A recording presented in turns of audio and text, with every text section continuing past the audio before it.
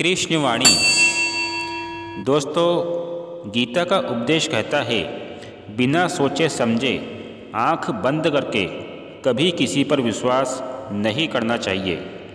खासकर ऐसे लोगों से सावधान रहे जो बार बार ये जताने की कोशिश करते हैं कि बस वही आपके अपने हैं, उन्हीं को आपकी चिंता है, वही आपके सबसे बड़े शुभ चिंतक है। ऐसे लोग दीमक की तरह होते हैं। जैसे दीमक लकड़ी को अंदर ही अंदर खोखला कर देता है, ठीक इसी प्रकार जो बार बार यही जताने की कोशिश करते हैं कि बस उन्हीं को आपकी चिंता है, आपकी फिक्र है, बार बार बिना कारण आपकी लाइफ में इंटरफेयर करते हैं कि आप कैसे हो, आपको कोई दिक्कत परेशानी तो नहीं, यदि कोई समस्या हो तो बस हमें याद कर लेना, हम तुरंत हाजिर हो जाएंगे।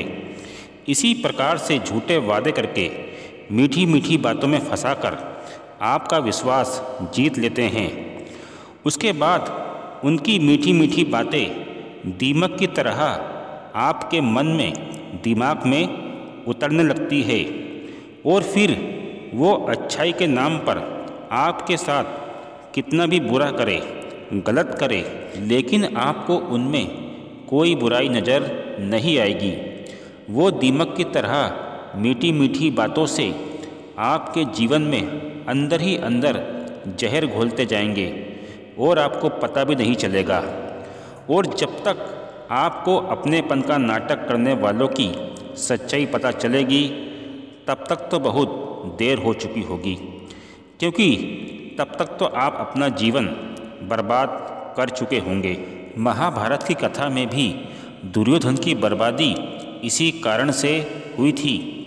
शकुनी ने अपने भांजे दुर्योधन का विश्वास अपनी मीठी मीठी बातों से इस कदर जीत लिया था कि दुर्योधन को अपने शकुनी मामा की कोई भी बात गलत लगती ही नहीं थी। उसे लगता था कि शकुनी मामा ही मेरे अपने हैं, वही मेरे सबसे बड़े शुभचिंतक हैं।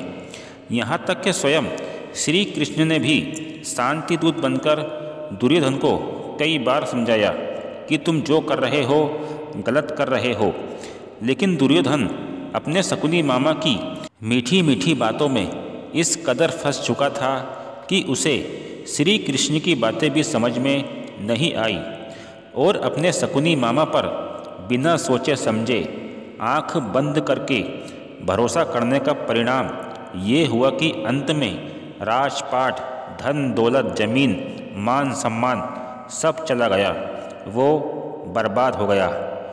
इसलिए भगवत गीता का उपदेश कहता है कि बिना सोचे समझे आँख बंद करके कभी किसी पर विश्वास नहीं करना चाहिए। जय श्री कृष्ण।